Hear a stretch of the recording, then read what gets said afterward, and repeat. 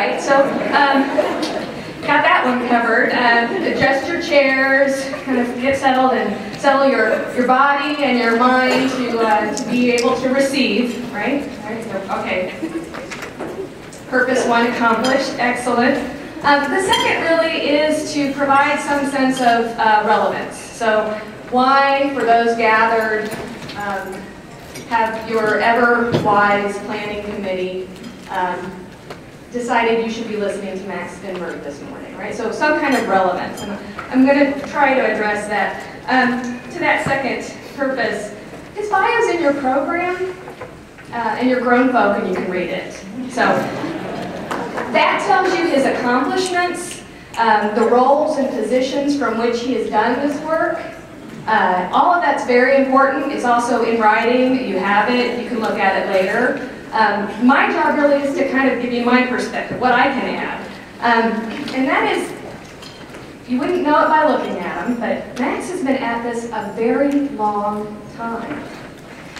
I know this because when he was an undergraduate, he was selected as a Truman Scholar for his leadership, his potential for leadership in the public sector. He's been doing this a very long time. Hunger is his passion. I should say, ending hunger is his passion. The other thing that you need to know about him is that Max dismisses no one. He understands hunger as our issue. It's not simply a national issue, a local issue, a global issue. It's not their issue. It's not my issue. It's our issue. And he has worked to build bridges and to see and make connections across all sectors of society.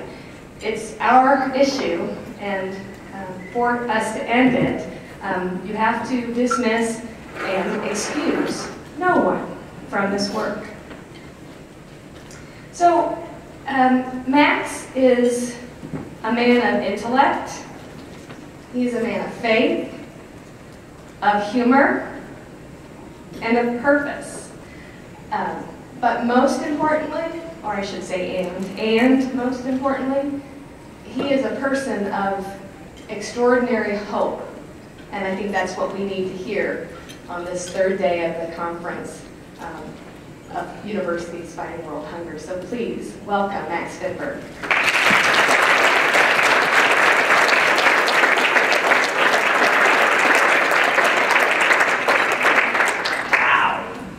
I wish my mom and dad were here to learn. Dad would be proud, and Mom actually would have believed this. Thank you, Mary.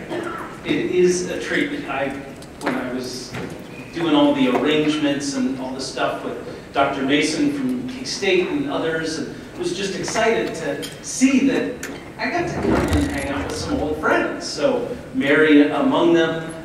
But a huge thanks to the planning committee, the folks I know on that, Rick and Matt. Also being able to connect with old friends as part of this effort was a treat. And understanding you guys packed a few meals with Rod and Stop Hunger Now was just great for me to see coming in at the end of this, but just very cool. I'm excited to be here at the 8th Summit, having been at the 2nd down at Auburn that Dean Penton and Harry Giles helped pull together.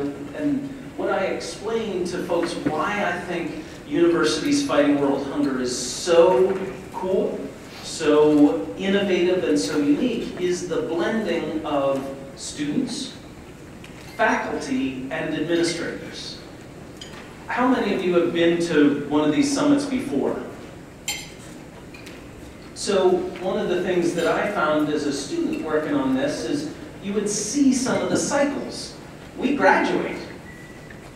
And what happens then, because I wasn't thinking about who to pass the torch to when I was working with the student campaign against hunger and homelessness.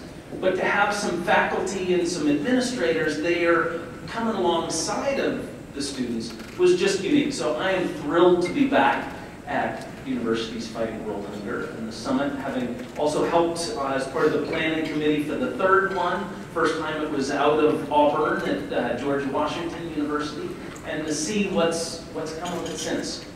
So one of the coolest things is a few months ago this summer, when I was working in the White House as part of President Obama's faith-based and neighborhood partnership office, we had an award ceremony, a recognition of what we call champions of change, regular folk who are doing their part to change the world. And so this was looking at folks dealing with hunger, both in our country and around the world. We had an 11-year-old, Joshua from Miami, had started by asking, folks, instead of bringing birthday presents, bring food. And one thing led to another, and he had raised tens of thousands of pounds of food for families there in the Miami area. And on the other end of the spectrum, we had an octogenarian. I think Kathy was 85, 86. She had helped found the food bank of New York City. How cool was that? Yeah. And she was still at it. And one of those White House champions of change who had done amazing stuff to address hunger was Dean June Hinton of Auburn.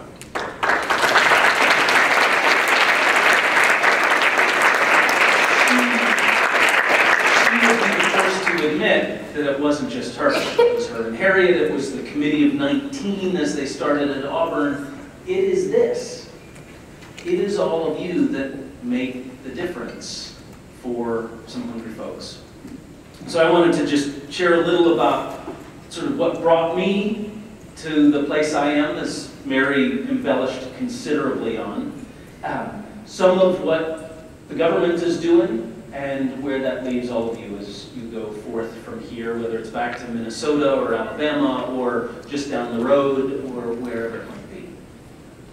So my current role, that's just touched upon a little, is about a month and a half ago, the Secretary of Agriculture, Tom Vilsack, former governor of Iowa, who's been secretary now for 4 years, asked if I would take on the role of acting director of tribal relations at the Department of Agriculture.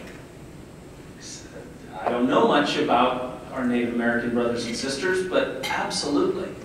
So in that role, have come to understand a little more of what the Department of Agriculture, that impacts 1 out of every 4 Americans at some point during the year, often through our programs that help feed hungry folks here in our country, but any number of other things. We're in Kansas. There are 1 or 2 farmers here in this state, and they all benefit from the work that the Department of Agriculture does. But how does that impact our First Nations? So I've learned a lot about the 566 federally recognized tribes, and a little about not just some of the history, we all get some of that growing up here. For those of you from out of the country, there are always questions of indigenous peoples and who is there first. And well, for a land grant institution like Kansas State, or like North Carolina State, or like Auburn, or Cornell from my home state of New York, that land belonged to somebody else. And we, the federal government, gave it away because we had taken it. Huh, I hadn't really thought of that in the land grant system before. But to go last week, just a few days ago, to South Dakota, and to go to the Crow Creek Sioux Nation in Buffalo County, South Dakota, to witness the poorest county in our entire country. They have an average annual income of $5,213. That's what I made as a student.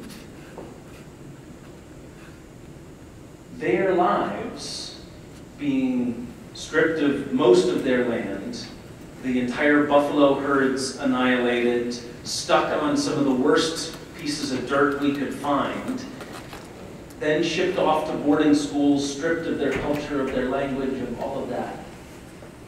It's no wonder they're poor. How can we do better?